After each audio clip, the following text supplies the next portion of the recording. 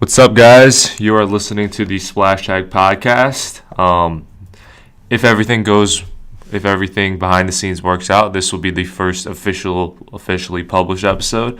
Last week we actually did a test. We did like a test run. My co-host Joe and I, and we talked about both the NBA and college basketball, and we both had so many thoughtful and very insightful takes and things to say. So as a result, we ended up recording for like 90 minutes, and so we thought we needed to condense that. And so today we'll only be talking about college basketball, given that there's a blue blood matchup coming up tomorrow. But that said, this is not solely a college basketball podcast. Last week, Joe correctly predicted the NFL championship weekend. So we'll see if he's right about the Super Bowl. Hell yeah. Or you said Rams, right, Joe? Or no, you said Rams to win it all. To win it all, or was yeah? It? Okay. Rams to win it all. Okay. Yeah. Well, we'll see if he's right. But anyhow, hopefully you guys. Hopefully this is being recorded on Friday, January 25th. Hopefully this is public when this is out and on the airwaves. The information is still kind of relevant. So I just want to once again reiterate, this will not just be a college basketball podcast, though today's discussions will be primarily on college basketball, with maybe the occasional NBA tangent. So please subscribe on Apple Podcasts, YouTube, whatever medium you're using to listen to this. It would mean a lot to us if you subscribed. And without further ado, let me introduce. I just want to introduce myself. My name is Matt, and I'm here with my co-host today, Joe. What's cracking? Yeah, dude, I'm pretty excited to do this for real this time. I think we had a lot of great discussion last time, but I think right now we're ready to go. Yeah, I just also want to point out you got the championship weekend games right. Yeah. I think I predicted UVA at Duke right. I said UVA would lose in a close one. Yep, I think you're 100% right there. I think that was a. We'll talk about that game. Yeah, no, we'll talk about that game for sure. Just for context, we're both students at UVA, so sometimes we might.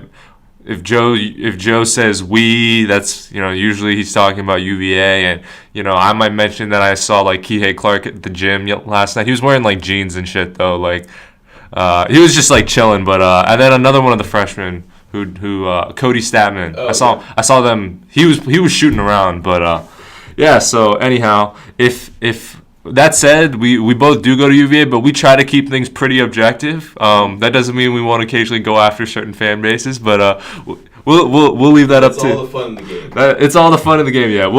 You guys hopefully over time, as more and more, if you consistently listen to the podcast, hopefully you kind of learn our styles and just kind of how we go about kind of what we like, what we don't like, things like that.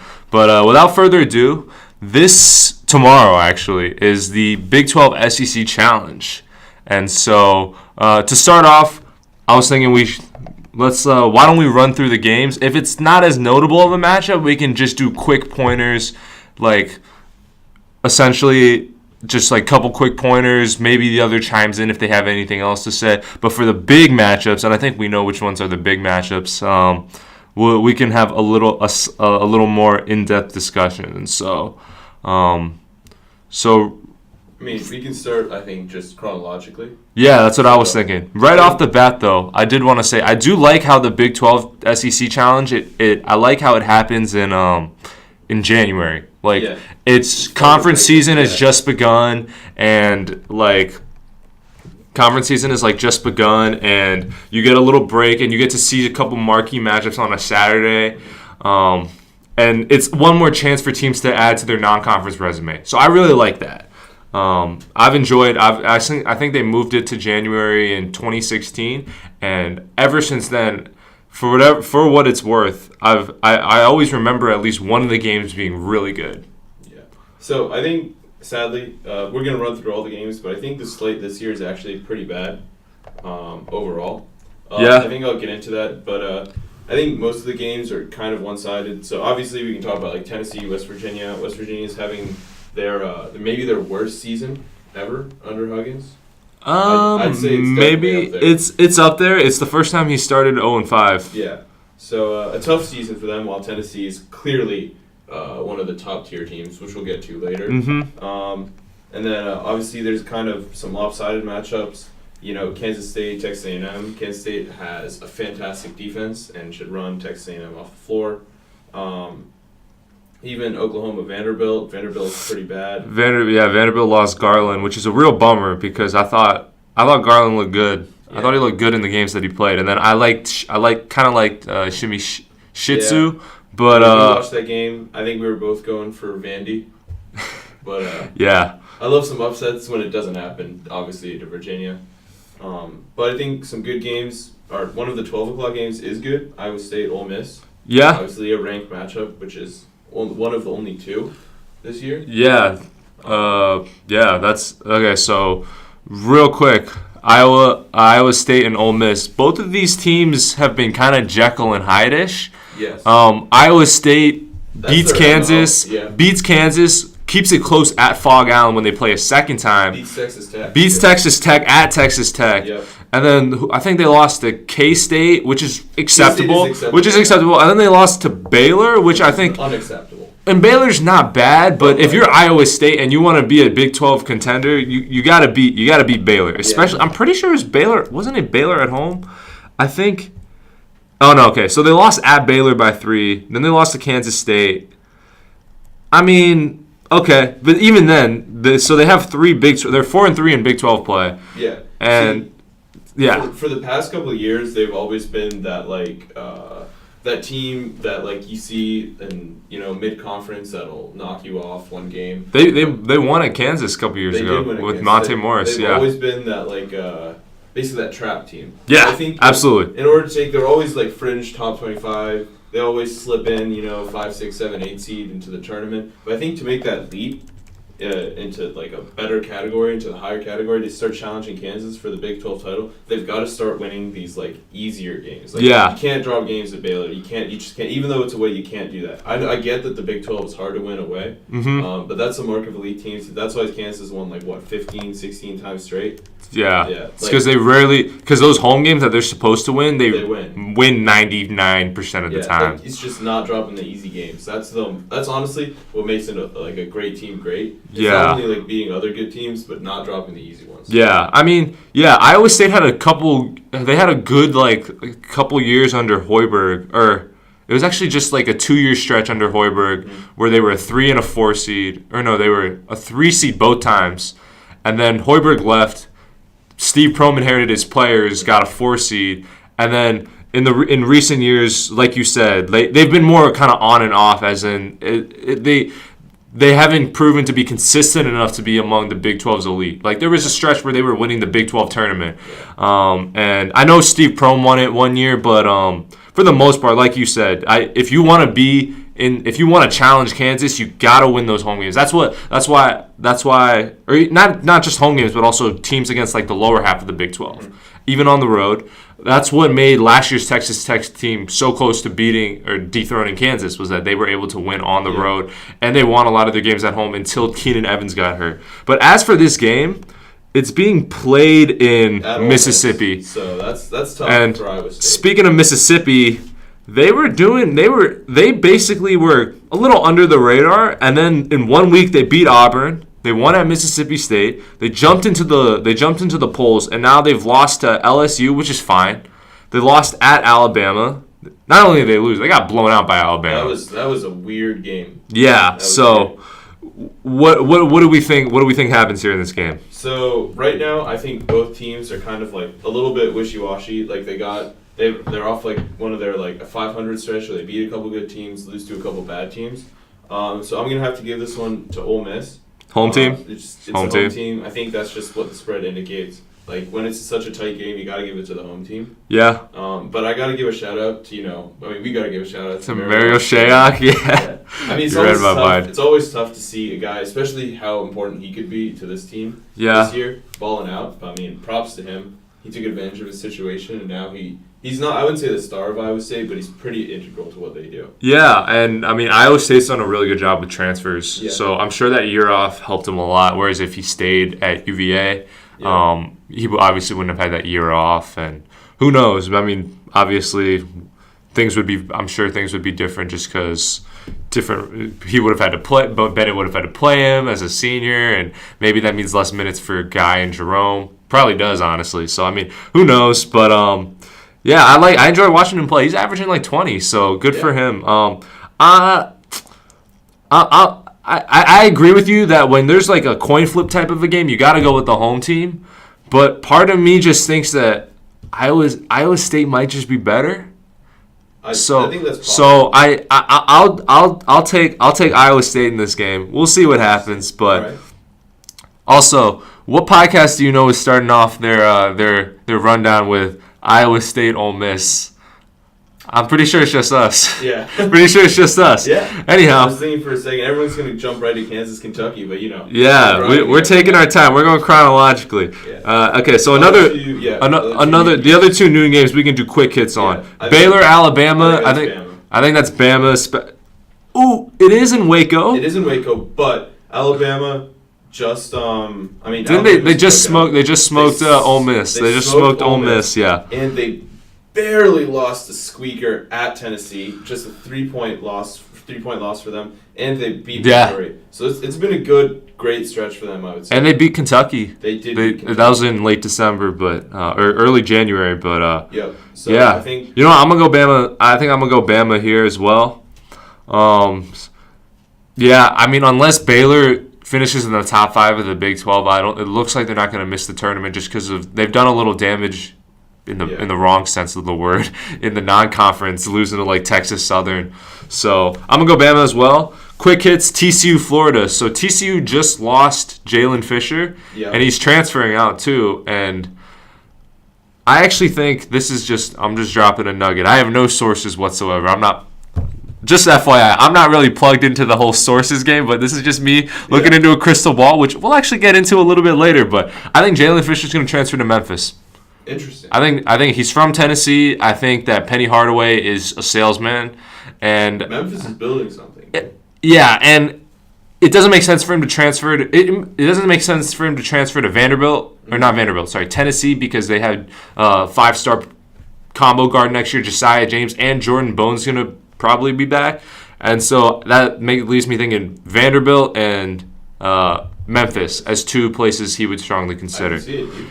But yeah, I guess we'll see. But yeah, he's been hurt a lot, but when he's healthy, he's good. But now he's out. So what do you think about Florida, TCU? First off, what do you think about these two teams? So I think they're both a little bit underrated. I think Florida is 14. I know TCU is 14-4. Mm-hmm. But I think that they've just been unranked because they're only 3-3 in Big 12 play, mm-hmm. which is tough. But the Big 12 is hard to play in.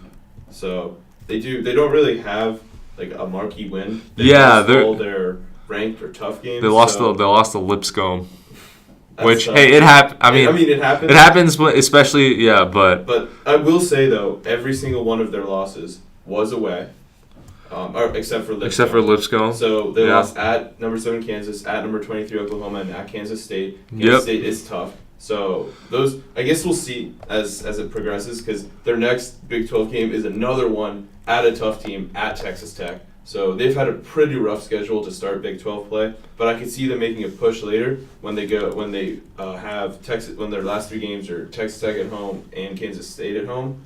So I think they can make a push, especially considering that they finish up with an easier schedule, and they could be a team that pushes up rather than slides down. Yeah. So I think they're a little bit underrated right now, but I'm gonna have to go with Florida to start. I'm gonna go Florida too, which is tough. It's another tough choice from both of us because it is away as well. It is, yep. But Florida does have a top 10 defense. Yeah. Which is something that not many people have thought of, like recently. Mm-hmm. But that's always good, especially in away games. You want to slow it down. So I think that's what's going to carry Florida to a win here. Yeah, I'm with you. Florida doesn't have their resume doesn't. When you look at Florida's resume, all their losses, except for maybe South Carolina, are like understandable. Yeah. And the problem is that basically every time they've played they basically lost to all the best opponents they've played. But the computer numbers, like you said, their defense is top 10. I like their roster. Like, they have experience and they have guys who have played meaningful NCAA postseason minutes. So like, I mean, you got to do something more than that. You got to have more than just the numbers. Yeah, to get into the tournament. Which is why I think if they beat TCU, they'll at least be back into that bubble conversation. I mean, I think they're in the bubble conversation now. They just can't. They need to win.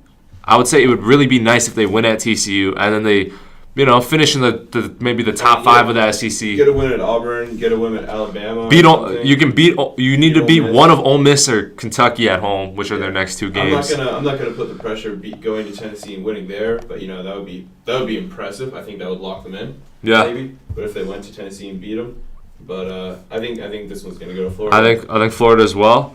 Kansas State, Texas A&M. I think we and I both say this is gonna be Kansas State. Yeah, Texas A&M not great this year, even though it's at College Station. Kansas State is on another level. Yep. Defense is fantastic. This is going to be Kansas State. With you on that. Okay, Oklahoma State, South Carolina.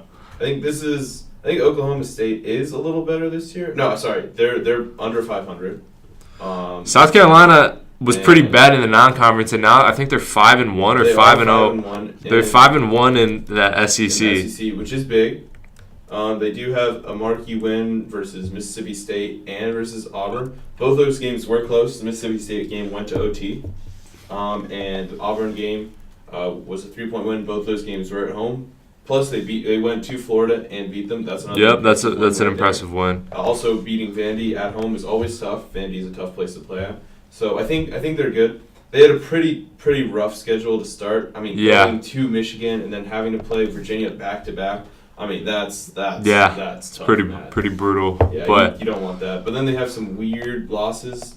20-point loss to Wofford. I mean, what are you doing? Wofford's not bad, but that said, losing to 20 by Wofford at home. Losing to Stony Brook, losing to Augusta. I mean, like.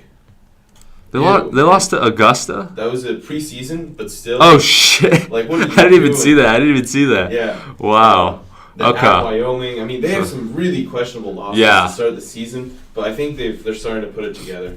So you're going South Carolina. So you're going road. You're going road again. Yes. I'm gonna go road. I think I'm gonna go road again. So we have 3 straight. Road for the NFL championship. That's true. Okay, you're right. You're not wrong there. All right, Texas, Georgia. I think both of us would pick Texas here. I think I'm going Texas. I love my boy Shaka Smart, even though he's not doing as hot. Yeah, but I think Tom Crean's actually I think Tom Crean's a good coach. Problem is Georgia, not great this year. It's his first year. Cut him some slack. I wonder. I was pretty high on Texas start after they beat North Carolina. That was a huge win. Yeah. I love Kelvin Roach. Kerwin Roach. Yeah. Kerwin Roach, the second, fantastic player. But then they lost 3 in a row. They've been. I think they might be one of the most kind of Jekyll and Hyde teams. They really have. Think about it. At their peak, they played it close with Michigan State. They beat North Carolina, beat Arkansas, beat Purdue, and then win at Kansas State. Yeah, they smacked Kansas State by 20.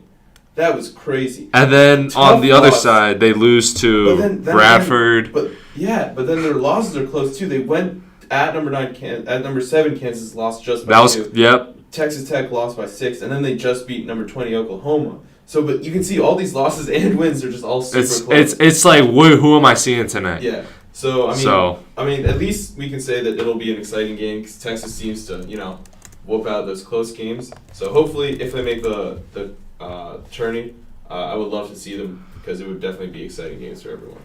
So Texas, they just lost to TCU as well. So they're actually under 500 in Big 12 play, and then they get Kansas at home after the Georgia game. So that'll be interesting to see how this team responds. But yeah, see the thing is, I mean, like they could honestly just go to Kansas and beat them, like with this team. Yeah, I mean, it's especially that as a home game. Yeah. Yeah, but so I think we're both going Texas. So that's 4 straight road picks for us. But I think it ends. At Oklahoma Vanderbilt. Vandy I think great away from home. And I think Oklahoma's making the tournament. Yeah, Oklahoma is 3-4 in Big 12 play, but they are 14-5 overall. And they have a good resume. They do have a good. They beat Florida. I want to point out they start off the season with 2 true road games, and then they played 1 home game against Wofford, who's they beat decent. Wofford, which is apparently impressive now. Yeah, so you start off with 2 road games, win both, beat Wofford. Beat Florida in the Bahamas. But then lose to Wisconsin. But they beat And granted, some of these most of these teams I'm about to rattle off aren't going to make the tournament, but there's still good resume wins. So beating Notre Dame, Wichita State, and USC all on neutrals actually. None of those were at home. Then beating Creighton at home, winning at Northwestern. That's not a bad. Then you have wins over TCU and Oklahoma State. Which I think Oklahoma, their resume is one of those non-conference resumes that is solid. Doesn't have that marquee blow you off your socks win, but it's like when you look at the thing as a whole, it's like, hey, the fact that they won most of those games is pretty impressive. Yeah, I mean, I'm circling February 4th for them versus Iowa State at home. I think if they beat Iowa State, that could cement them, especially because they play Iowa State and Texas Tech back-to-back at home. So I think if they get those two wins right there, that pushes them into the upper tier for the Big 12.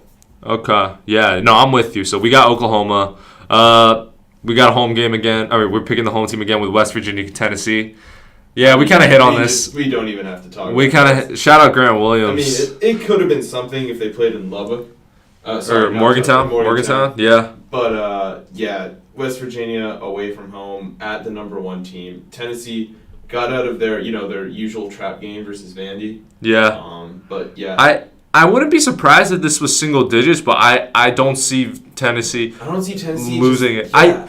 I just don't see them, especially at home. I trust them in a tight game. Yeah, I mean, I trust them. We'll get into this, I think, in a little bit when we talk about elite teams. But yeah, this team is not only good, talented, but it's deep and it's experienced, which is two big things for a true contender. So yeah, I'm with you there. We're both going Tennessee. I think the next game pretty easy, right? Arkansas, Texas Tech, Arkansas, and it's in Lubbock, and we're going home there. Yeah, so that's pretty easy. Yeah, so we've been building up to the marquee matchup. Number 9 Kansas at number 8 Kentucky. Now so this is being played at Rupp Arena. Okay. College game day will be there. It'll be just for context actually. The last 3 times Bill Self and Calipari have played, Bill Self's won all 3 times, and he's done it in different fashion. 2016, they win a super close game at Kansas. January 2017, they win at Rupp Arena, actually, against De'Aaron Fox and Malik Monk.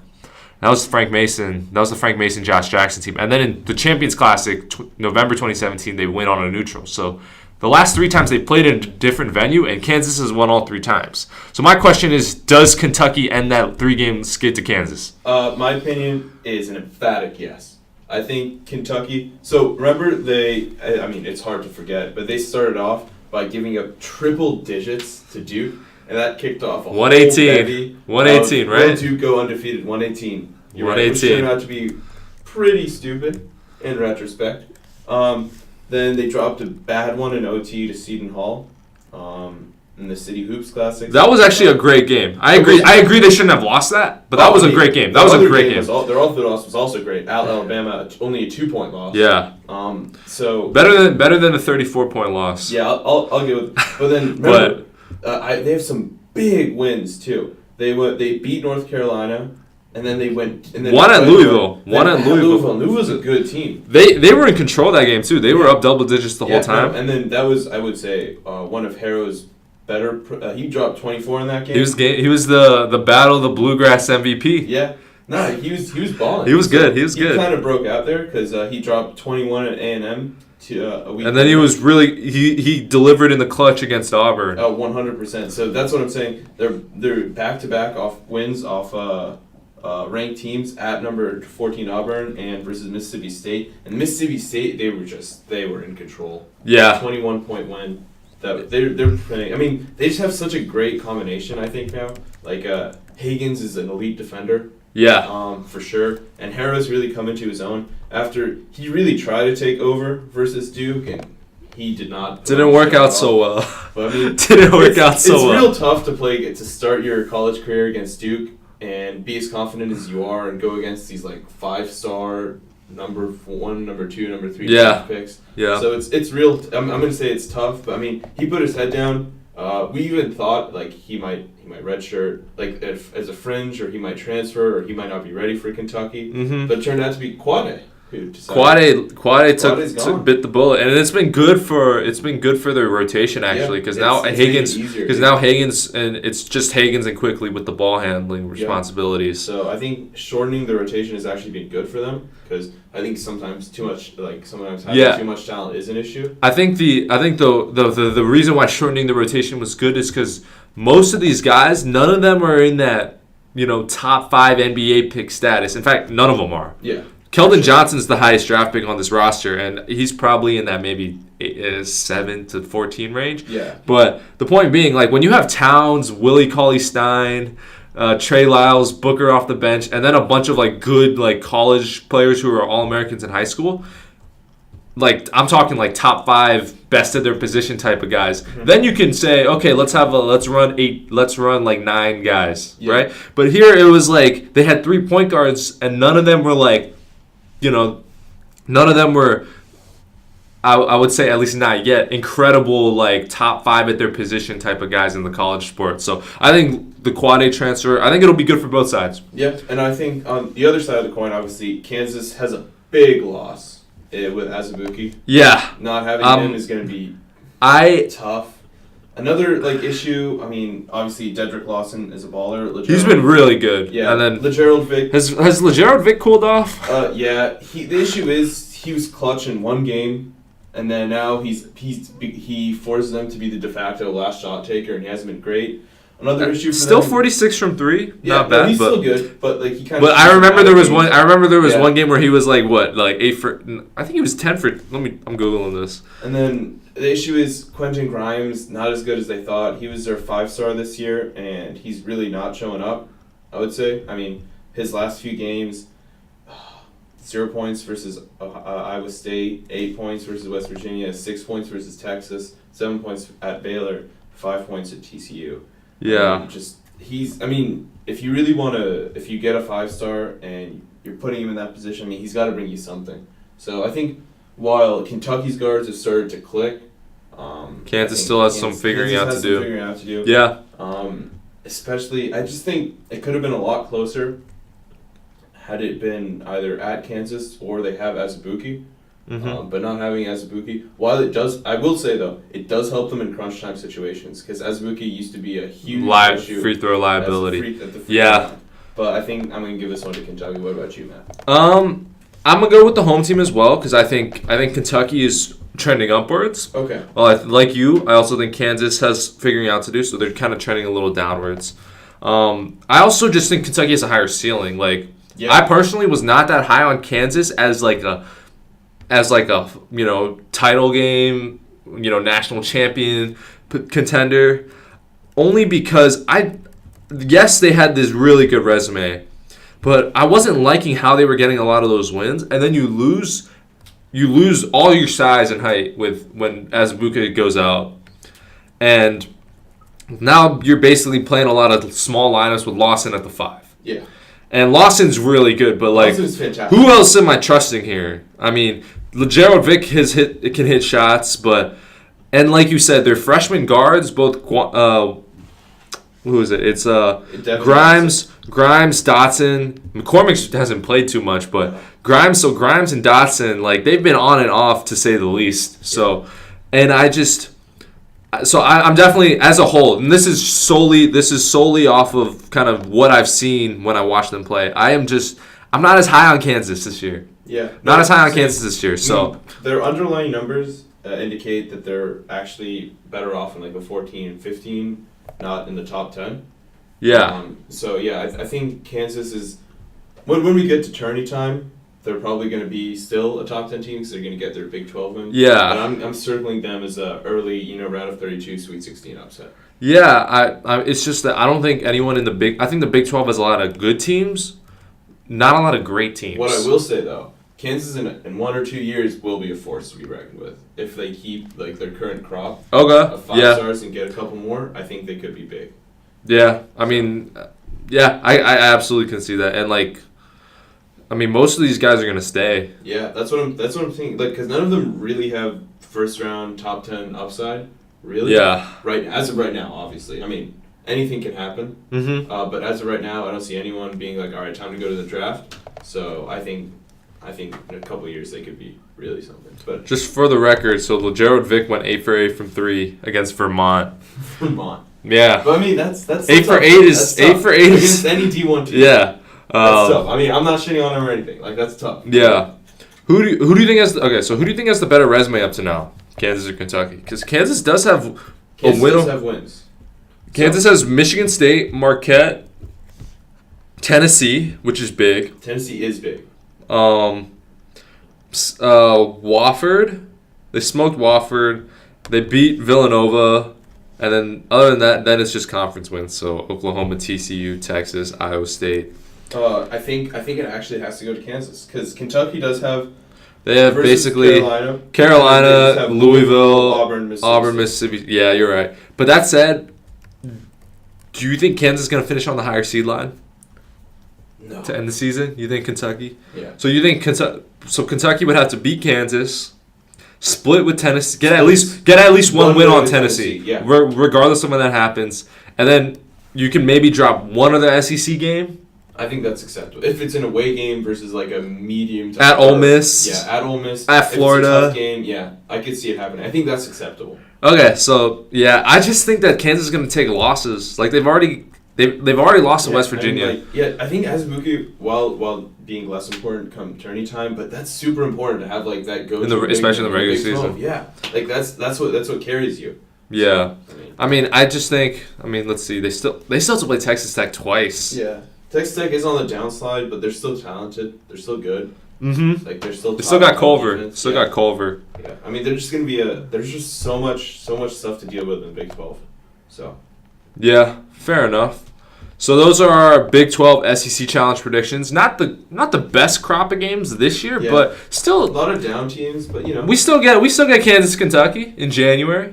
That's something I'll take every. A top 10 matchup is always fun. Always. Especially two of the biggest programs in college basketball. So our next conversation, we can quick. This will be like kind of a quick hits list, but who is it? I was talking about this with the Big 12.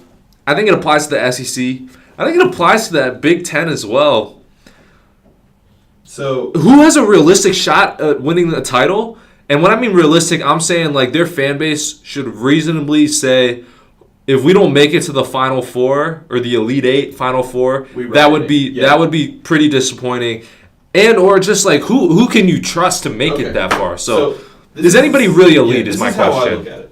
What a lot of people have said or shown is that like you have to have like a top 20 offense and defense. Yeah. To at least be a contender. So what I look at is. To be truly elite, you have to have top 10 offense and defense, and that applies to 3 teams this year. That's Virginia, Duke, and Michigan State. Yep. So I think those 3 teams should be circled for the Final Four. Obviously, it's highly unlikely that all 3 make it. All 3 even remain 1 seeds as the season goes on, because Virginia still has another game versus Duke, versus UNC, versus VT. So we still, and then Duke, obviously, same thing. ACC is tough. And Michigan State, I think, has both games versus Michigan left. Do they play 2? I don't think they've. No, it's always home and home. It's their rivalry game. But, yeah, they play. Oh yeah, they do play Michigan State twice in like the last 2 weeks of the season. So that's Michigan. Gonna be big. That's gonna be huge right there. But what I will also say is that it's very rare that a team is top 5 in both categories. I think the last time it happened was 38-1 Kentucky team, and that was actually not as good as this Virginia team. Virginia has an adjusted offensive efficiency. Actually, just to correct you, Villanova 2016. Oh, actually top 5 both, but that's including their tournament run. Yeah. I don't know what they were heading into the tournament. Yeah. So and for what it's worth, Kentucky in 2015. This is after the tournament. Yeah. Their offense was 6th. Yeah. Technically not top 5, but no, same ballpark. Yeah. So. It's actually quite rare that you have teams in the top 3 of both. Obviously, UVA cranks out number 1, number 2 off just defensive efficiency year after year. Yep. But I think the big thing this year, there's actually 2 stats. Obviously, offensive efficiency is way up, even though their tempo is 353rd in the nation. Still not great. But still not what great. they've done is made it super efficient. So it's actually third in the nation, which is crazy. It's actually quite rare that a team achieves these heights. And the second thing that I have to point out is that their 3-point defense is number 1 in the nation.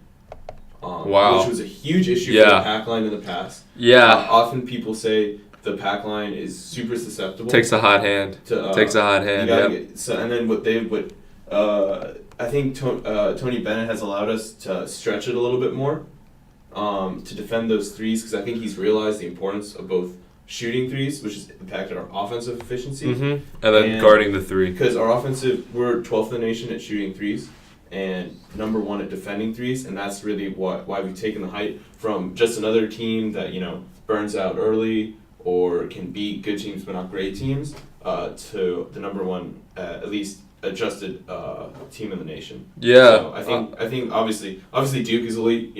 Duke is elite. Like, it's tough to beat talent, especially in college when you don't really have that much time to implement schemes. Like, you don't have a full 82-game season. Yeah. You have like 30 games, and then boom, you're in the tournament. It's tough to implement like complex schemes that can beat talent. So in college, talent is super important. And having top three players, obviously, is tough to play against. And then Michigan State, great team, like great offense, great defense. They're pretty bad at forcing turnovers, which I don't think is that much of an issue, because their defense is still good anyway. That just means they're less risky. But I mean, they don't really get to the line as much. They just, there's not a. I don't think they're just at the tier of UVA and Duke. Yeah. Which is pretty crazy that the top 2 teams are in the same conference. In the ACC. Yeah. Just a quick thought. I'm surprised to see a team as bad defensively as Purdue that has lost 6 games is in the top 10 of KenPom. Yeah. No, it's big.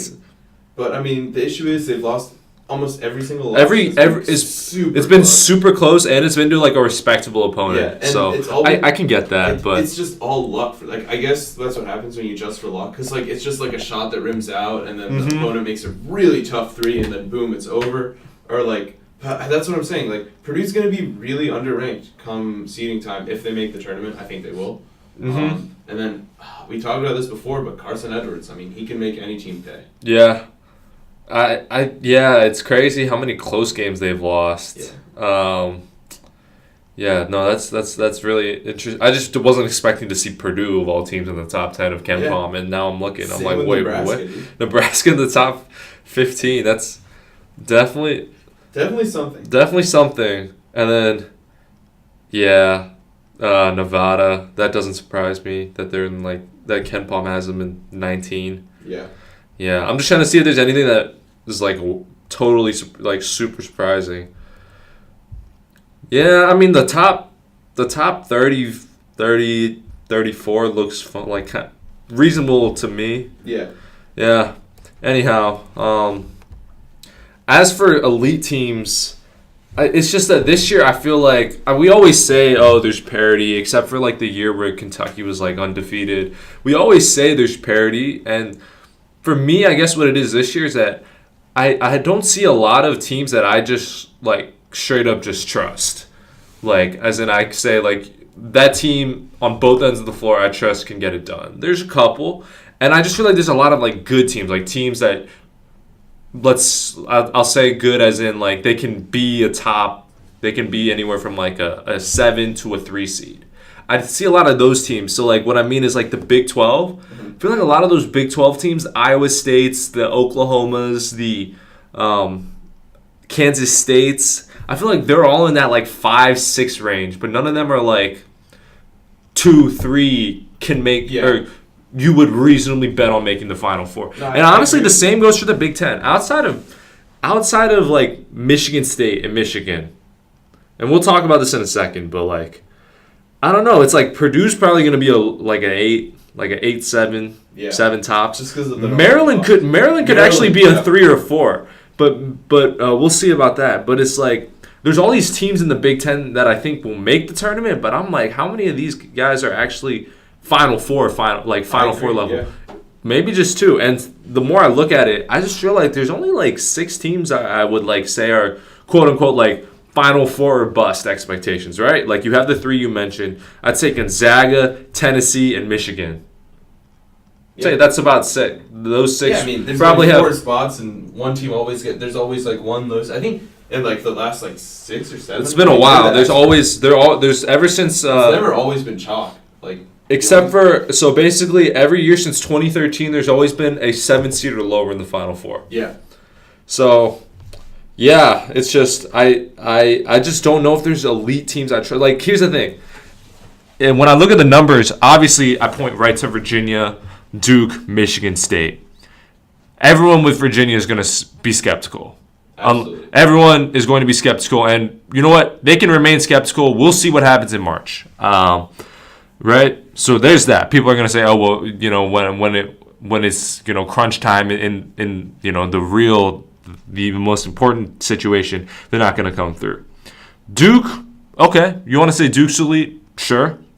And I know that these guys are very poised, but they do have injury concerns at the moment. They do. They have injury concerns, and they have a major depth problem. Yes. Depth problem. So, yeah, those are... Matt hit the nail on the head. Like, those two things. So, while Duke has fixed their defensive problems from last year, remember, they were a sieve last year, and they were playing zone, and they slapped the floor. Yeah. They slapped the floor playing zone. Honestly, you cannot slap the floor. You should teed them up for that, because you should not be allowed to. You should not. Yeah. Anyhow, like, yes. You're not even manning up someone. You're not. Like, you are. Come get on my zone. You are watching. Anyways, yes. You are shading a zone. Anyways, go on. You're right. Like, the lack of depth. Like, come on. Like, you can't be playing Jack White. Like, Jack White got eaten up versus Virginia, I would say. Like, he did not minus that dunk that he had. Yeah. Like that. He got eaten up against Syracuse. Yeah, like Syracuse was like, yeah, Jack White beat us, and he took 11 threes, and he didn't make a single one. Yeah, and then the same thing with Marquise Bolden. I mean, you let him in, and then you're just like, all right, we're gonna double you, make the right pass, and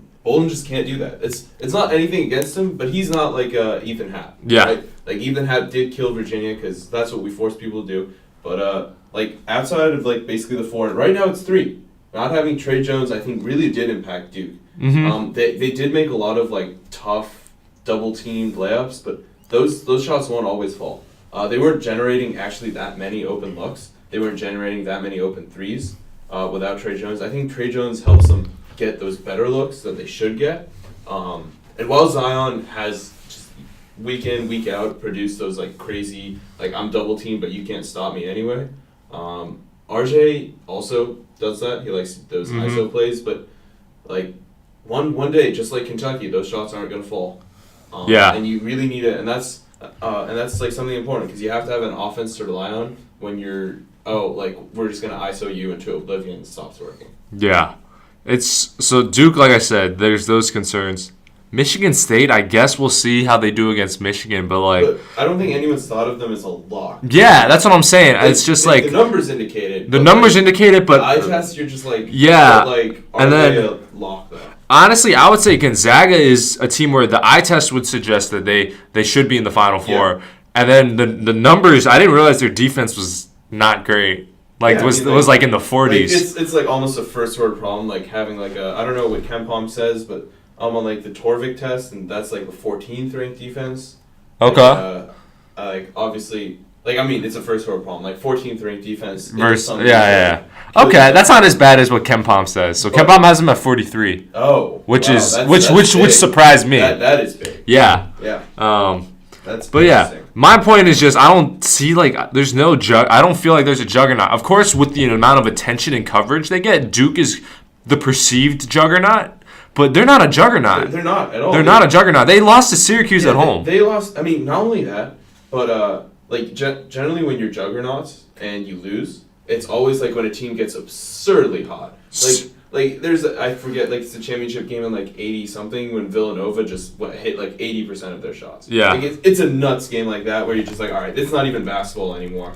It's like it's some crazy shit. But like Duke lost and they didn't look good doing it.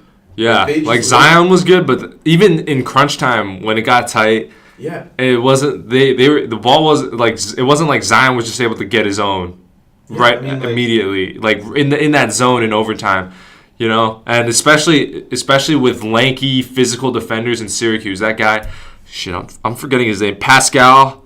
Yeah, Pascal. I'm forgetting his first or last name, but that guy, he had 17 rebounds on Duke and hit some clutch free throws. He showed me a lot, not being afraid of Zion, and then contesting him, and then Tyus Battle had some stones in him that night. Yeah. Dude, he just cut up an elite defense. Like, props to him. Yeah. But yeah, I mean, like, Duke isn't a juggernaut just because they look vulnerable. Like, there's ways to beat them. Like, also, like, UVA showed, like, I mean, I think if it was at home, like at UVA, I think we could have beat them.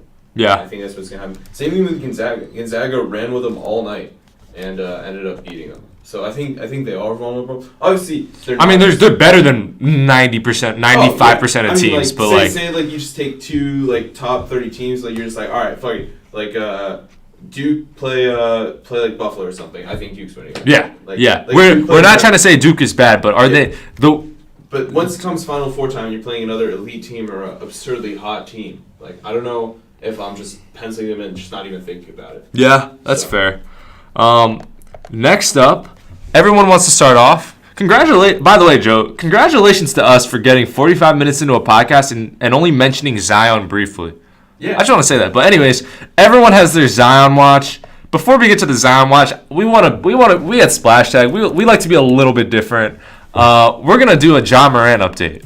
Dude, Ja Morant, I think honestly he's more exciting than You think so? Zion. Yeah, I mean, like, honestly, Zion gets a little, I'm not saying he's unexciting or anything, but I think he's pretty limited right now.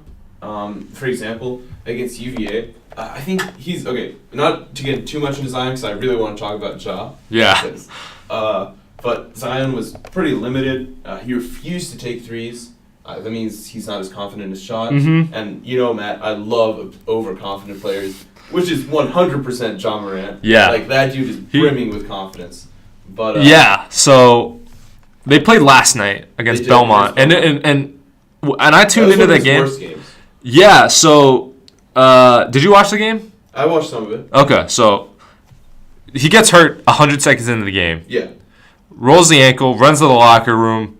Belmont goes on like an 8-0 run. Yeah. I call that the LeBron, by the way. When you roll your ankle, and then it like looks like you snapped it in 3 different places, and you just go, like come out 2 minutes, and then you just ball it again. That's the LeBron. Anyways, you could see last night that the ankle, he wasn't moving he was moving a little gingerly. Yeah. Anyways, like when he was driving, he was nowhere near as ferocious as he was against Southern Illinois. Yeah, Southern Illinois, Edwardsville. Woo, yeah, where he had 40 and 11. So, even then though, just based on watching him, and by the way, in this game, there's a dude on Belmont who's, I think his last name's Windler, who NBA scouts like. They say he's like a Doug McDermott like prospect who could go in the second round. I didn't see a lot from him last night. When I tuned into the game, he had not scored, and then he hit a 3, and he finished with 5 points. What I'm trying to get at is, last night, Ja Morant was pretty compromised. Didn't have a great shooting game, but I still liked what I saw. Like, literally, right when I tuned in, a big guy, and I'll save that for later. Hold up. So a big guy screens for him, and he just always makes the right read on those plays. Mm-hmm. He can lob it up to the big man with his left or his right. Mm-hmm. Even he's right-handed, but I've seen him throw nice left-handed dimes too. My point being, the fact that he still finished with 20 and 9. I know they lost, but the fact that he was kind of compromised and had 20 and 9. I don't see how he's not in the top 5. And I don't mean to overreact, but it's like he's clearly the best point guard prospect in this class, and a team in the top 5 is going to need a point guard. And there's Cam Reddish is, he's struggling a little bit at Duke. Nasir Little has struggled to get minutes at Carolina. Is it crazy to say that Ja Morant shouldn't go past 5?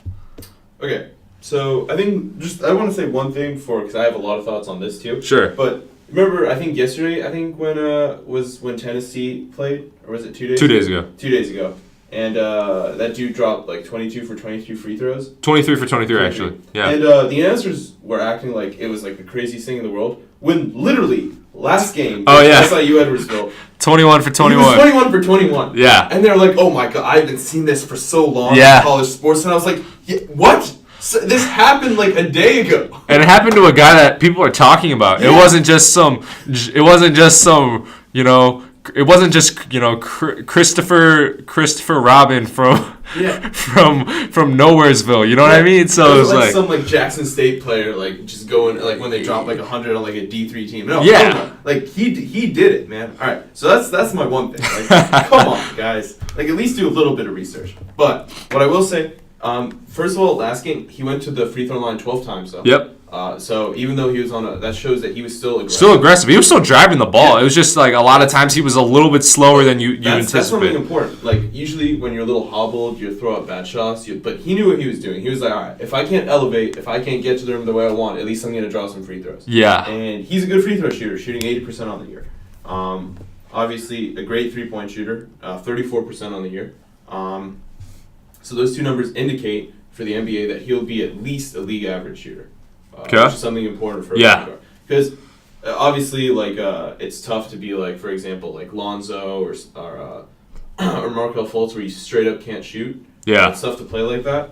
And having even a league average, like Mike Conley, for example, is a good example of that. Like, you just can't leave him open. Like Chris Paul, for example, you just can't leave him open. Like, even though he's not going to go full Steph on you, start dropping like 30-foot 3-pointers everywhere, you at least have to be a threat. So that's important.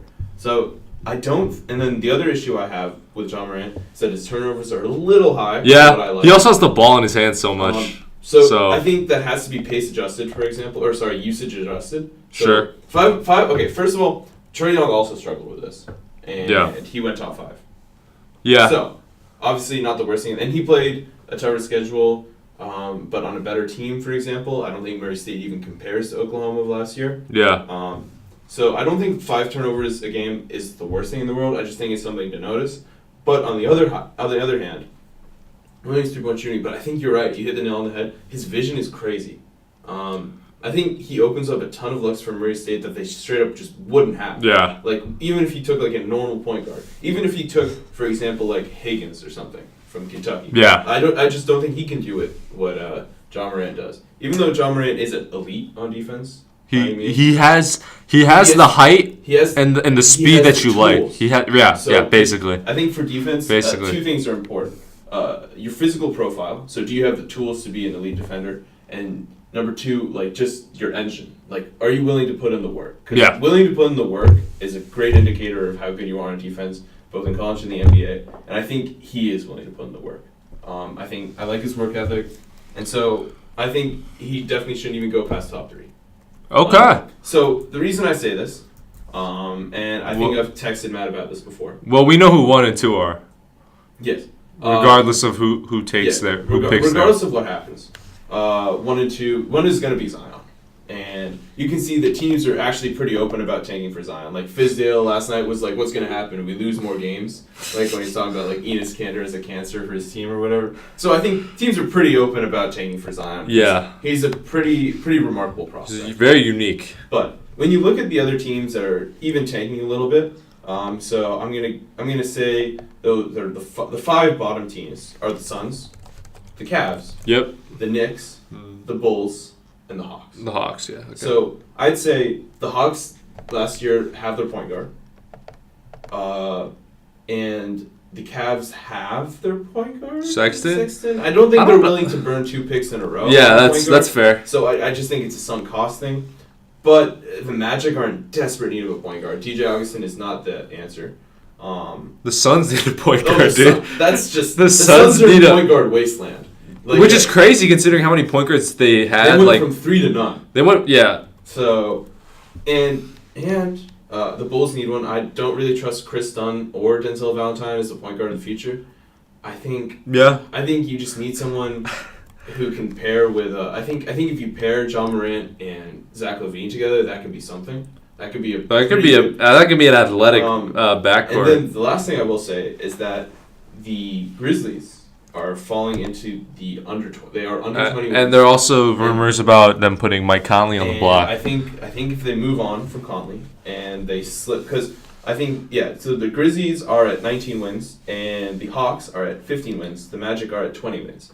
If the Grizzlies decide to trade Gasol and Conley, they're not going to get past 25, 26 wins. It's just not going to happen. They're going to be awful. So they're going to slip into that, like, remember, the top 4 teams now, top 4 worst teams have an equal chance of getting the first round pick. So if they move on from Conley, I think it's a pretty good chance that they get if they get the 3rd pick, they get John Morant. If they trade Mike Conley, I actually kind of like that fit.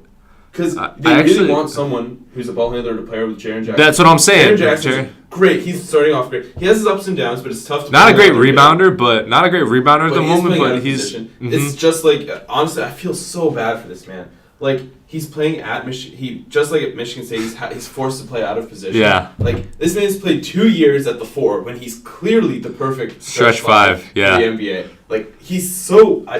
So I think trading Gasol and trading Conley actually could be fantastic for this team. Yeah. Build around John Morant and Jaren Jackson Jr., one more lottery pick, and I think that's a team in a few years that can be a contender in the West. So John Morant will, my prediction, John Morant will fall past 3. Okay. I can get behind that. We're not going to spend like a million minutes on Zion just because I feel like everyone gets that. But quick Zion update. I mean, they played Georgia Tech at home this weekend. Georgia Tech's not good. It's a home game. I'm expecting just another monster game. I don't really know how else to put it. And then after that, they play at Notre Dame, which, they're respectable, but not great. So the game I'm interested to see is how if Shamori Pons can do what Tyus Battle did in Cameron, but that's next week. Yeah. Yeah. I will say, though, that should be a fun game. Yeah. That will be a fun game. That will be a fun game. So I don't know. You have any hot takes on anything Zion's going to do coming up? I mean, I just think he's going to have like a 28-14 game. There was that rumor for a little. Okay, so I actually feel pretty strongly about this, but I'm not going to spend too much time on it because I also watch a ton of college football, and it's a bigger issue in college football than it is in basketball. Yeah. College football, are you going to talk about what Scottie Pippen said? Yeah. Yeah. Okay. I think actually I agree with Scott. I think I'm not okay. Obviously. As a UVA fan, Zion should quit immediately, and also RJ, and also everyone else on the team. Yeah. And Krzyzewski has to play his bench warmers, in my opinion. But in actuality, I really do think I think he should quit right now. And the reason I say this is that Zion is so much of an athletic prospect as opposed to like RJ, who's polished. Wear and tear. Yeah, where like one big injury can almost like Nerlens Noel. Do you remember him? Yep. It's like he was locked in at number 1. Same thing with Joel Embiid. Locked in at number 1. And those guys were less relying on their athleticism than Zion. Yeah. And I think Zion, especially if it's like an ACL injury or something like that, like I think that could be big for him because he could fall all the way from like 1. Obviously, it's not going to be Michael Porter Jr. who went from top 5 all the way to 14, which is also pretty big. Because of back injuries, probably the worst possible thing you can have. Because it's so debilitating. But like I think just like in college football, I just think it's in his best interest to quit. Like he right now, I don't think if he plays 0 more games, he'll be number 1. He's gonna be number 1, right? He'll be number 1. I mean, I agree with everything Scotty said in principle. Yeah. But from his perspective, like he's having fun. Clearly. He enjoys playing with his teammates, and like I'm sure he wants a chance to win a national championship. Oh, for sure. Right? Like I understand all that, so I understand why he would never do it, and I also understand what Scotty is saying. If you're looking strictly at like let's get to the NBA without any risk of potential injury, don't mess with the bread, as they all say. So, I don't know. I understand it from that perspective as well. Personally. I would put myself in his position, and I tend to think more negatively than I think they do. I just value a college championship less. Sure. That's just me personally. Sure. Like, you gotta get that money first, man. Like, you gotta get that first NBA paycheck, and then you gotta get that second NBA paycheck, and then like KD, you can start fucking around. Like, you first get those. It's gonna be like I think $9 million a year for 4 years, and then you get your max. Depending extension, on the cap, you get your max extension, and then like when you get your 8-9 years in the NBA, then you can start joining the Warriors or whoever's gonna be big. You take your pay cut, then you can start getting your rings. Yeah, but I mean, my thought though is, I don't want to spend too much time on this, but you could argue that him playing at Duke and then him playing in March Madness does a lot for his brand. For like, what I'm saying is, before the year, people who like followed high school basketball and a little bit of college and Hoops Life and all those accounts, they knew who Zion Williamson was. Now he's becoming more and more relevant to the college fan. What I'm saying is, if he, if they're in the Elite Eight and he has 40 and 12 to get him to the Final Four, he's gonna be talked about more than LeBron. You know what I mean? So I can understand. So I've heard some people say that his brand gets bigger if he plays in the tournament. His brand gets bigger the more he plays with Duke. But at the same time, and to your point about the injury, if he does get injury, unless he and I hope this doesn't happen, unless he tears the ACL, LCL, and MCL in his right leg, he'll still sign a lucrative shoe deal. And oh yeah, for sure. Regardless, unless it's something where he can't play again, which is never out of the question. But obviously, the point being, I think he is such a big enough brand to where even if he were hurt, let's say he had a torn meniscus heading into the draft, don't you feel like he'd still go number 1? Maybe number 2? It's not like that's that big of a difference. Okay. What I will say is that I think it matters on the severity of the injury. I think if it's a broken hand, for example, that doesn't matter. Yeah. That doesn't matter. But I think if it's a torn Achilles, that does. Yeah. So my question is, why risk it? The risk. I absolutely understand what you're saying. I'm just trying to play devil's advocate here. What I would do if I was Zion, I would if I was his social media manager, for example, I would probably have him do once a week highlight something he plays pickup at Rutgers or something. Some dudes, keep up the appearance. And obviously, I think quitting on Duke would probably push him into the spotlight even more. Because they would be because that would be unprecedented. No one does that. Yeah. I mean, it happens in football all the time. Yeah. But college football, it doesn't really matter because there's more players. There's 7 rounds.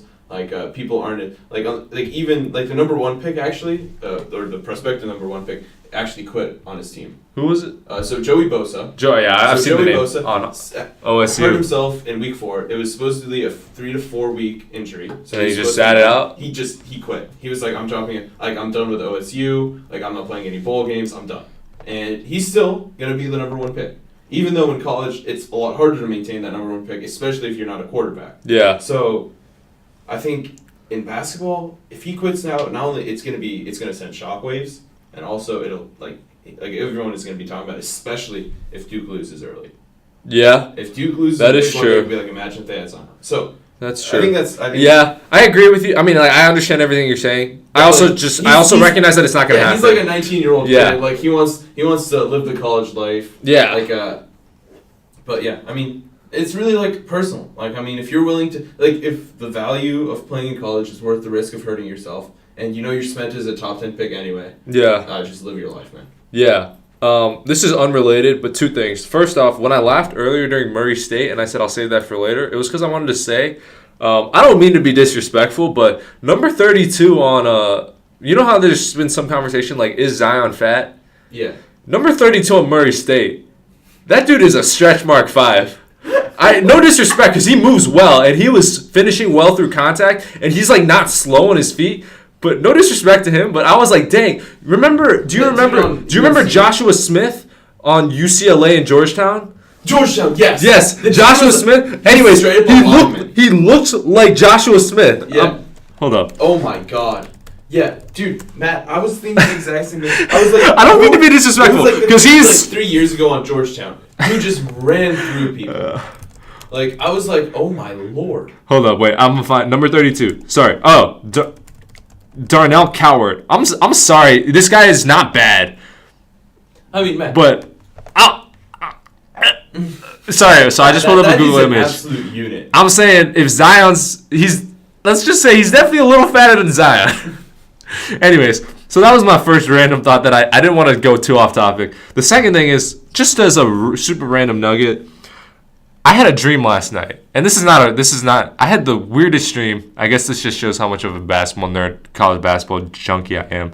I had a dream last night that Zion decided to study abroad second semester, and I was like, oh, is he just gonna is Coach K just gonna fly him from Italy back to Durham to play games?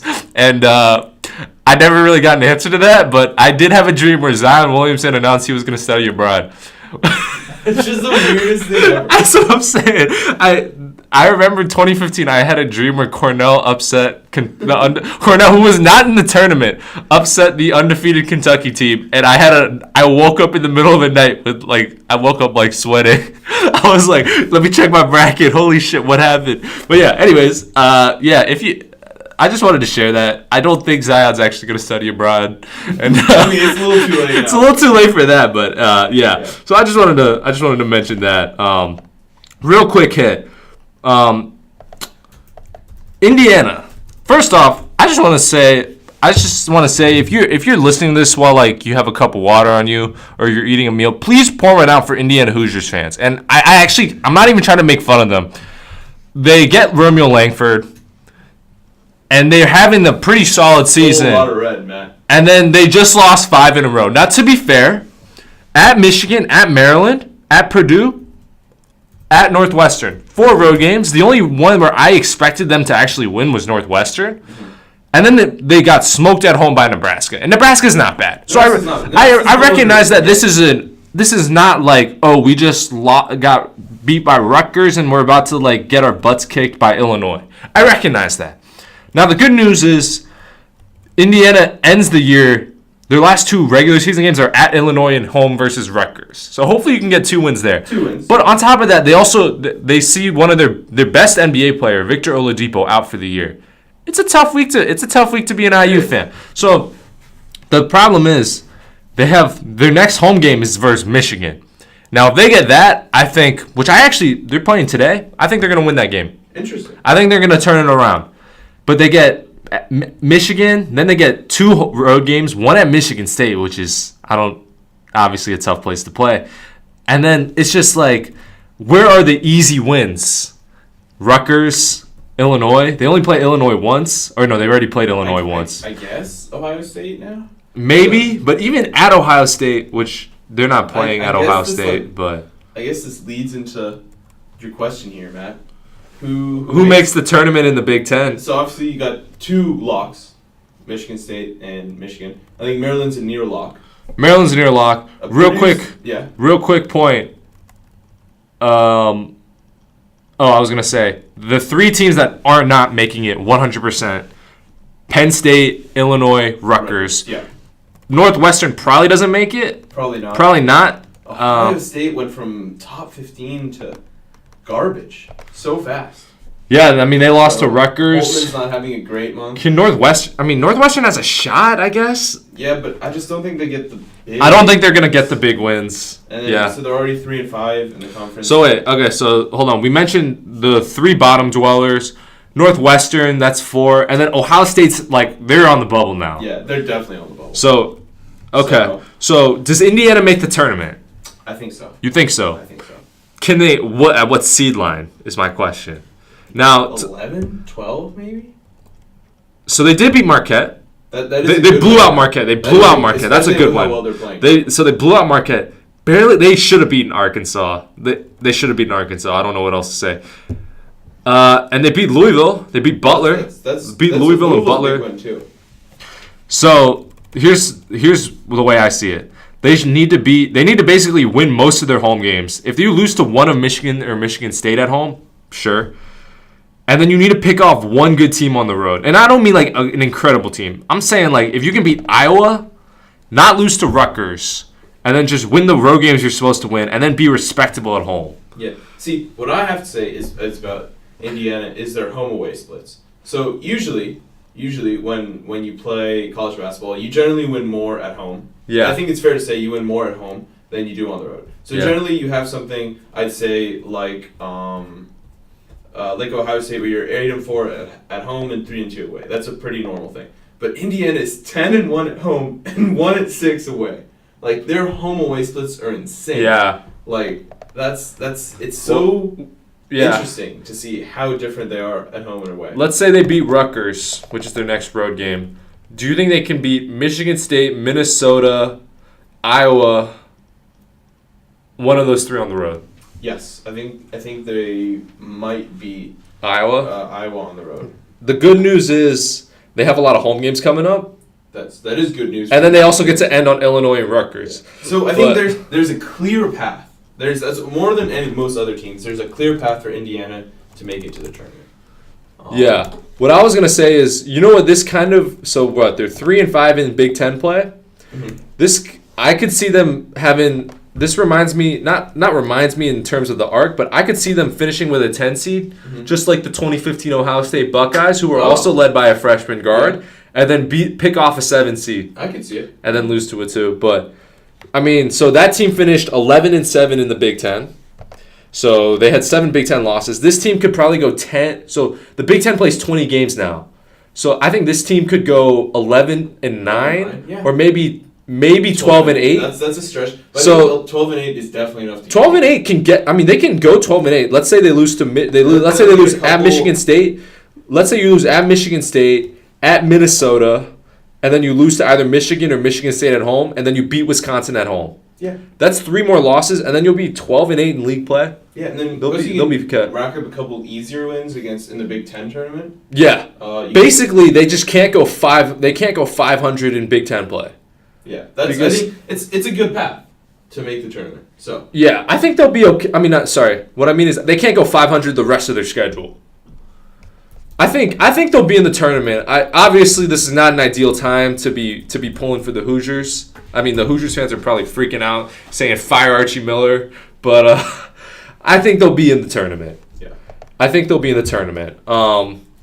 So that's Indiana. We're about 70 minutes in, so let's go super quick. So yeah, we had some takeaway. We already kind of talked about the Duke UVA game. So one more. Yeah. I was 100% right, even though I predicted that UVA would win. I was wrong there, but Kihei Clark lost us the game.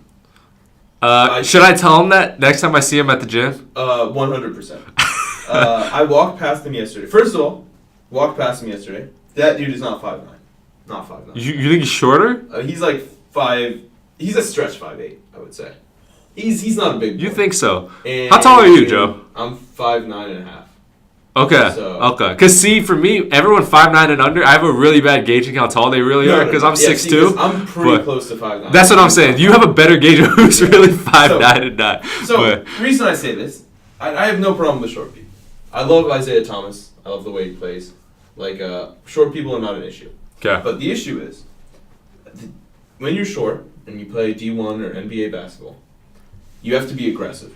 Yeah. And you have to know how to get your buckets. Yeah. That's why that really puts in perspective how good Isaiah Thomas was, dropping like 28 a game. Puts into perspective how great Tyler Ulis was at Kentucky. Yeah. Just go on. You know you got to get your buckets, right? Mm-hmm. And Kihei was shook yesterday. Not yesterday, sorry, last week. He was shook. And what I mean by that is that he actually had a couple good dribble moves. I was impressed, his speed and precision. But I just like to point out, he didn't seem decisive at the basket. And then he would kick it out. He would either kick it out or he tried to take a layup first of all and airballed it or not. He went really high off the backboard, just spun all the way over. I didn't even get close to the rim. And that really shook him because that was probably the play that really pushed the game in Duke's direction. The reason I say that is that it was really close. I think the 2-pointer could have given us the lead. He missed it pretty badly. And then it went high off the backboard. Zion got it. Zion pushed it all the way, and then he yammed it all over Jack Salt's face. So that was a 4-point swing. Yeah. And that was just, it's tough to play. And what they were doing, and that's why he didn't play like 15 minutes of the second half, is that they were just abusing the switch, the pick and roll, like I said.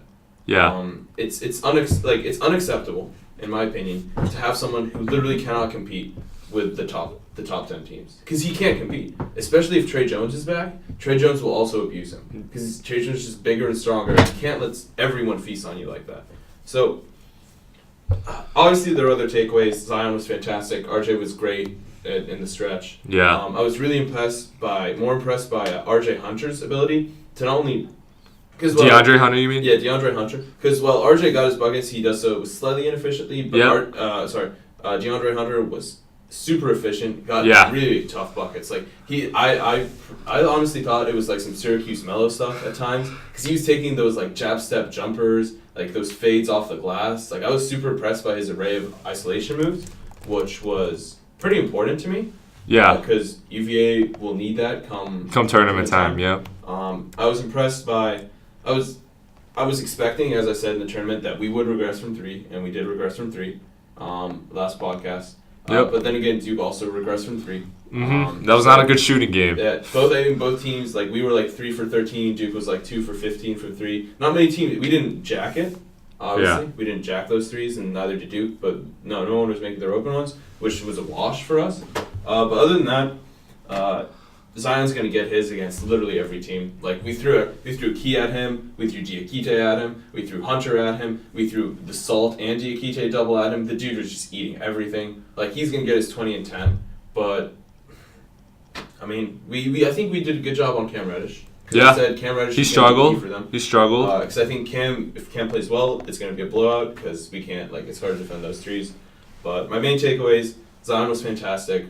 RJ really brought it on both ends, and Kihei can't play in the tournament. Okay. There's a lot I agree with you there on. I definitely would say the Kihei minutes, at least against Duke, probably shouldn't be so high.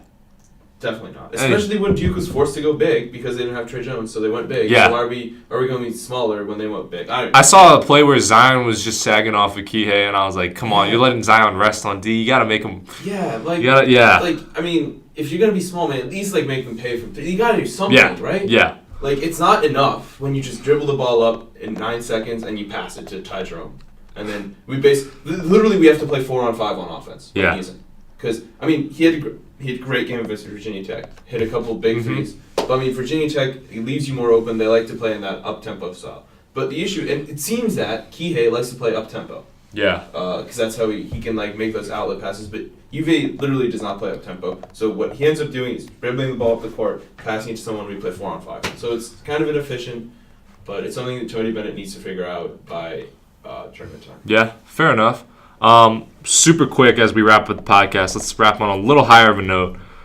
Any reactions to the McDonald's All-American rosters got announced yesterday. Any reactions? For me, I don't watch that much high school basketball, especially not the highlights, because we all know those are cut up to just, make people look really good. So, what I noticed was there were a lot of people who are still undecided. Yeah, I did see that. Other than, what's crazy is most of the top guys are, decided, except for Cole Anthony.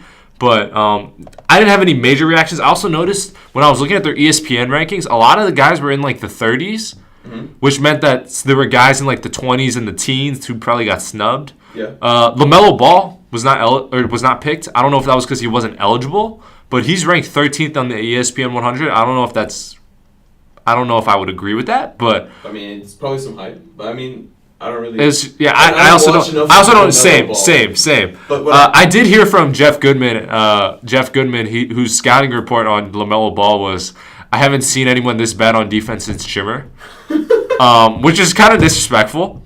But yeah. So, anyways, I did notice there were a lot of undecided people. I don't watch too much college basketball. High school. High school basketball. Yeah. Same. I mean, I watched a little bit of Cole Anthony because he's from the area. Yeah. So and cool. Greg Anthony's son.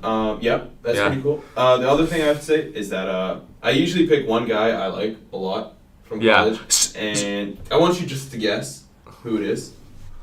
I gotta look at the roster. Who's on his roster? Okay. Gotta look at the West too. The problem is I don't know so many of these players. Hold up. All right. Oh, Nico Mannion. At first I was like, what is he getting? I was like, the white heat check guy who talks a lot of junk. Always. Okay. Nico Mannion, yeah. Nico Mannion is just, I want to see him ball out for Arizona, even though fuck the Pac-12. They need to get their shit together. But yeah. That's it. That's what I have to say about that. Okay. At first second, I was about to say Tyrese Maxey because I've heard that he's like a physical tough guard going to Kentucky, a little like a taller Briscoe, like a 2-guard version of not Briscoe, Higgins and Briscoe. Yeah.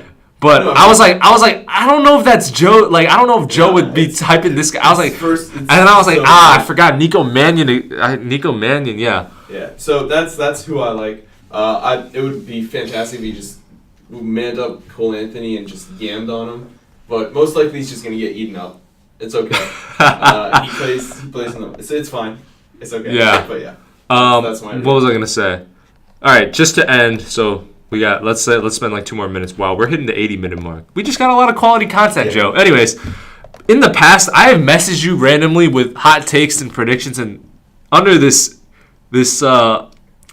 I don't know, subconscious alter ego that I call Clairvoyant Matt. Now, the problem is I realized I literally just took Clairvoyant Bill and put my name in front of it. So today I just want to say Clairvoyant Matt, let's put that to rest. I'm going to change that up. Let's go with Oracle Matt and Prophet Joe. I'm down for that. All right, Oracle Matt and Prophet Joe. Okay, hold up. All right. Matt the Oracle. Okay, so no one's gonna hold you to your word on these any hot takes predictions. But if there's something that something crazy that you can foresee regarding college basketball, Prophet Joe, you may have the floor. All right. Well, here's what I will say: Purdue to the Final Four. Wow. Purdue to the Final Four. So Prophet Joe. Prophet Joe says Purdue to the Final Four, for one reason and one reason only. Prophet Joe loves 1 or 2 guards or combo guards who can just go off and carry a team. Kemba-esque. Yeah. Shabazz Napier-esque. Yeah. And usually, when you're John Morant, that really just isn't enough to carry a Murray State. Especially. But Purdue does have the supporting cast that if Carson Edwards gets hot for 3 games. So you see them as that like that low seed that sneaks into the Final Four? I can see them Fair? as that maybe 7, 8. Interestingly, ESPN right now has them as a 5 seed playing a 12 seed Murray State in the first round. Whoa! That would be your game. I would watch that game too for sure. But yeah, that would be a game and a half. Okay, so Prophet Joe, I appreciate that. I gotta say, Oracle Matt sees something way bloodier, way more violent, way more grotesque. Let's just say. When was the last time you heard the word grotesque? Oracle Matt doesn't feel like there's a juggernaut. Matt actually also thinks there's not really much of a juggernaut. Oracle Matt also thinks that the mid-majors have better talent. Like, they have a single, for instance, Murray State's a great example. Okay. One NBA player, one top 5 pick, other guys. South Dakota State, another great example. Super good college player in Mike Dom, who's averaging like 25. Fantastic. And like, the point being,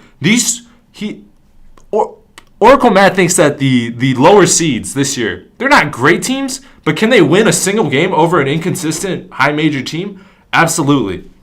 Oracle Matt's feeling really bold.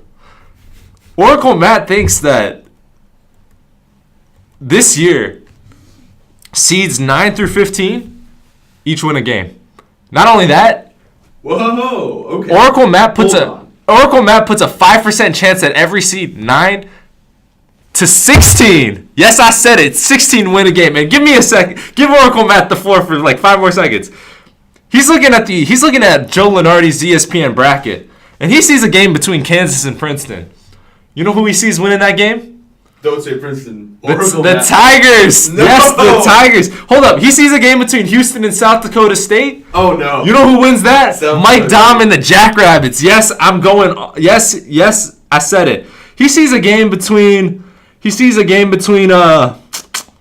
is it? Where the 4's at? He sees a game between. The 14s. Doesn't see a hot game, although Radford Marquette maybe catch Marquette on the right night. Anyhow, he looks at so I got the 14. LSU Old Dominion, Wisconsin Lipscomb, Murray State Purdue. Those 12 seeds look pretty vulnerable. And then the 11, 9 to 12 is always 9-12 is always a crapshoot. Is always a crapshoot. You can always count on one to win. Yeah. It's the 13, 14, 15, 16, that stuff. And I'm not lying. I kind of like this Princeton, Kansas. I mean, I know that's not the actual matchup in the tournament.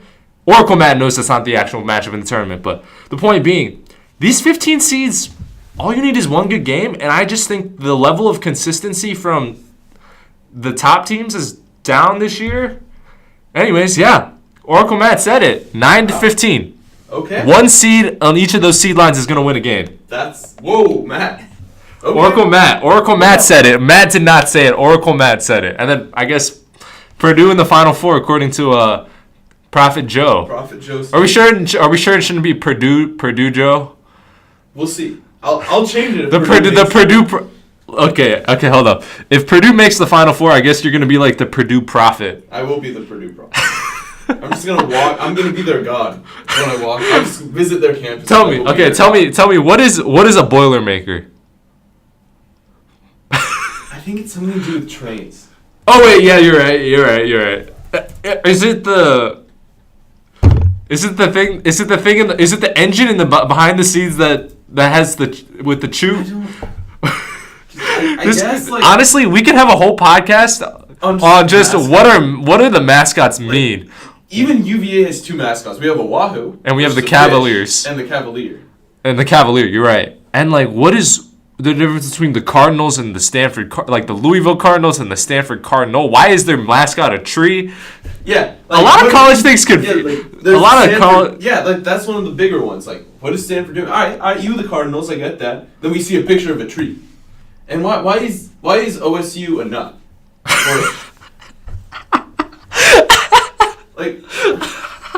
Why is your mascot literally a walking nut? It's Bucky the Buckeye. Like, that was the best you could come up with. They're like, you know what? There's some tigers, some lions, some wolves. Nah, we a nut, man. Like, what? Like Michigan State is the Spartans, right? Like, yeah. At least they have Sparty. Yeah, like Spartan. They have a Spartan. Yeah, who's like basically like a top tier warrior, like the god of killing. And then you go up against like a nut. Hey, I literally never even realized that it was just a nut. It's just a nut, and it's not even a nut. I think it's a flower that looks like weed, man. Oh my god! Wait, holy shit! You just blew my mind. I had no idea it was just a nut. This is why I will actually never pick OSU to win anything, because of that. Oh, you're not making friends in Columbus. No, I can't respect you if you're a nut. Hey, at least to OSU fans, I'm not gonna clown y'all for having a nut as the mascot. At least y'all ain't the Rhode Island School of Designs. Now I know School of Design. Now I know they're not Division I, but you know what their mascot is, Joe? I actually don't. Given that this is our first podcast, I'm gonna say it off air because it's not safe for work. But if you don't have kids looking over your shoulder, Google the Rhode Island School of Design mascot right now. We're out of time, so I just want to thank you guys for listening to this. That is Joe. Yes, that is Joe in the background looking at the Rhode Island School of Design mascot. Anyways, sorry. I want to thank you guys for listening to the SplashTag podcast. I'm glad we could end it on a higher note or on a lighthearted note. Anyways, please subscribe. Stay tuned. We will continue cranking out podcasts on all sorts of great content. So please subscribe. Follow our soon-to-be-created Twitter account and YouTube channel. We would greatly appreciate that. So yeah, I want to thank you guys for listening. Any other shout out you want to give? No, I think this was a great second podcast. Way to throw that great tidbit. Yeah, thank you for that. So yeah, thank you guys for listening and subscribe, and we'll see you guys soon.